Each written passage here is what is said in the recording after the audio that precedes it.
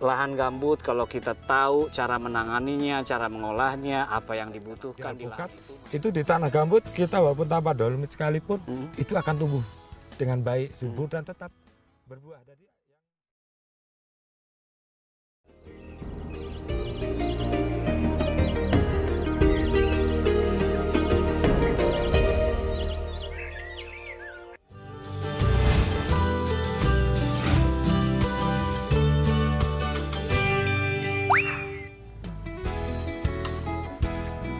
kita kasih yang rata nanti pupuknya. Sini lagi mas, sini nanti sini. Nah, gini kita aja lah beri. Seperti ini, agak tepi juga nggak apa-apa itu, biar rata. Nah, sini. Ini terakhir. Nah, pelan-pelan aja diratakan. Halo mas. Halo, ya, siap. Saya Agan. Oh iya, Mas Priyono. Mas Priyono. Oke. Waduh, ini rada susah kok saya jalannya kayak blesek-blesek itu. Iya, ini karena tanah gambut ini bener-bener apa kayak macam injak kasur kita ya. Iya. Bahkan kalau musim hujan itu kalau kita jalan, jangan sampai salah pilih jalan bisa terprosok kita satu dengkul makanya gini. dikasih begini nih supaya iya, orang supaya jalannya kita lewat sini aman, ya. Aman. Seperti iya, itu. Bener, ini, kayak di kasur. Iya, ini lahan gambut. Iya, bener-bener lahan gambut bahkan gambut ombrogen karena ketebalannya sudah di atas 5 meter. Seperti itu. Berarti di sini tebalnya lahan gambut ini 5 meter ke atas? Iya. Sampai berapa meter dia? Sampai yang belakang itu sampai 7 meter. Yang di depan sendiri yang dekat parit itu 2 meter langsung meningkat ke atas. Makin atas bagian makin tinggi. Makin. Mas, katanya lahan gambut itu nggak bisa ditanami. Wah, kata siapa itu?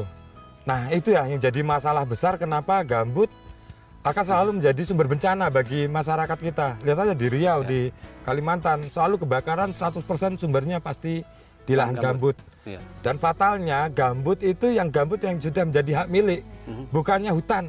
Yang perlu diketahui bukan hutan, tapi justru di hak milik yang tidak pernah dipakai. Kita contohnya yang daerah-daerah sini mereka lakukan pembakaran pada saat musim kemarau untuk membersihkan lahan dengan alasan efisiensi, padahal gambut mempunyai potensi yang sangat besar seperti itu. Jadi bisa ditanami? Amat sangat bisa. Asal kita tahu caranya? Iya, yang pertama cara pengolahan lahannya. Iya. Jadi tanah kita bikin gundukan seperti ini saja, kita cangkul, terus diberi itu maksudnya untuk supaya lahan tidak tergenang, aerasi dan drainasinya juga bagus. Jangan lupa kita berikan pupuk TSP untuk memacu perakaran, terus kita kasih pupuk kandang untuk perbanyak zat organik, pupuk kandang ayam yang terbaik. Dan kenapa pupuk kandang ayam yang terbaik? Pupuk kandang ayam itu kadang fosfornya tinggi. Kalau fosfornya tinggi. Kalau kita kasih pupuk sapi itu kan N-nya yang tinggi, sedangkan di gambut butuh fosfor. Wah, ini pasti Mas Pri ini sarjana pertanian nih ya? Iya, kebetulan kita lulusan Istibar Yogyakarta ya. Oke. Jadi lahan gambut kalau kita tahu cara menanganinya, cara mengolahnya, apa yang dibutuhkan di lahan itu, maka dia bisa ditanami. Ini buktinya ya? Iya.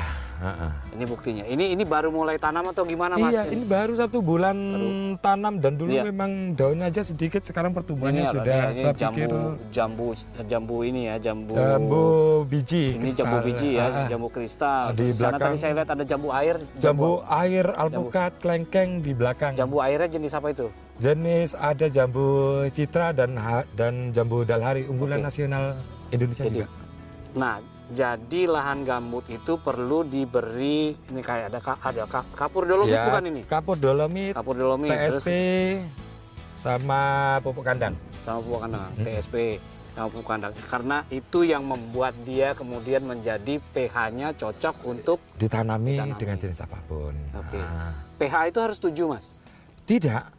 Jadi banyak tanaman yang bisa tumbuh dalam keadaan asam walaupun tanpa diberi dolomit sekalipun. Jadi untuk menentukan lahan akan kita tanam varietas yang ada di gambut itu yang pertama harus yang kesesuaian tempat tumbuhnya. Jadi misalnya jenis jambu air seperti yang disebutkan tadi alpukat itu di tanah gambut kita walaupun tanpa dolomit sekalipun itu akan tumbuh dengan baik, subur dan tetap berbuah. Jadi yang adaptabilitasnya bagus di lahan gambut seperti itu. Nah, untuk bisa ditanami itu apa yang pertama kali dilakukan di lahan gambut ini? Yang jelas kalau masih hutan berarti kita harus pembersihan lahan, pembuatan parit. Kalau parit sudah terbuat, otomatis rongga udara terbentuk, bakteri bekerja, dan tanah akan jadi subur. Jadi yang penting tidak tergenang kuncinya.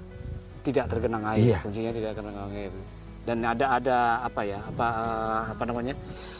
Bakteri-bakteri yang diberikan ke tanah ini sehingga dia bisa mengurai. Itu salah satu kunci keberhasilan di bercocok tanam di lahan gambut juga. Jadi kita sudah bikin pupuk organik di situ, kita siramkan, kita kocorkan 1 bulan sekali dengan bahan E4. Maksudnya dan dia untuk bisa mengurai tanah itu tadi? Apa mengurai? Iya, mengurai tanah karena di sini kan banyak sekali zat organiknya ya. Lahan gambut kan memang terbuat jadi zat organik. Jadi itu tidak bisa dimanfaatkan tanaman sekarang, tapi dengan pemberian pupuk organik, ada bakteri, ada jamur bekerja di situ, zat tidak tersedia menjadi tersedia. Oh, zat yang tidak tersedia menjadi tersedia, dibentuk secara alamiah begitu. Dan itulah bisa ditanami. Perlu berapa lama untuk melakukan pengolahan lahan gambut ini sehingga dia siap ditanami? Dari kita dibikin gundukan seperti ini saja cukup waktu kita biarkan, kita kasih pupuk tadi itu 2 minggu ditanam langsung sudah bisa ditanam. Iya, tidak perlu waktu lama juga. Tidak perlu waktu lama. Dan setelah ditanami dia perlu melakukan rutin pemupukan dan pemberian kapur dolomit seperti ini atau TSP? Kalau dolomit kita kasih 3 bulan sekali, juga NPK 3 bulan sekali. Tapi untuk pemberian pupuk kandang 6 bulan sekali sudah cukup. Sudah cukup. Jadi hampir sama dengan lahan-lahan yang lain. Sama saja, tidak ada tanah yang ideal, tidak ada tanah sempurna, tidak. Walaupun di Kalimantan ya, tanah gunung sekalipun pH-nya tetap rendah loh, tetap asam. Jadi perlakuannya sama saja. Sama saja perlakuan. Itu yang sebenarnya perlu diketahui oleh para petani yang bukan dari tamatan sekolahan itu ya, yang masyarakat biasa, sehingga dia bisa diberikan ini ya. Wah, ini Mas Pri ini mungkin ada teman-temannya mungkin yang sudah berhasil untuk menanami ya jambu kristal, jambu jambu citra tadi. Iya, banyak. Nanti kita bisa lihat langsung ke perkebunannya sudah buah, kita bisa mencoba buahnya manis atau tidaknya. Orang imitnya kalau nanam di lahan gambut tidak manis. Nanti kita buktikan bahwa lahan gambut luar biasa. Luar biasa. Benar-benar manis juga buahnya. Baik.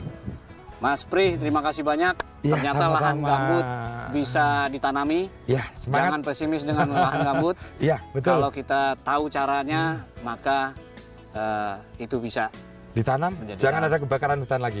Jangan kebakaran lahan lagi. Baik, terima kasih Mas Pri. Sama-sama. Saya jalan-jalan lagi. Iya, mari. Mari, saya lewat sini aja. Iya, mari silakan.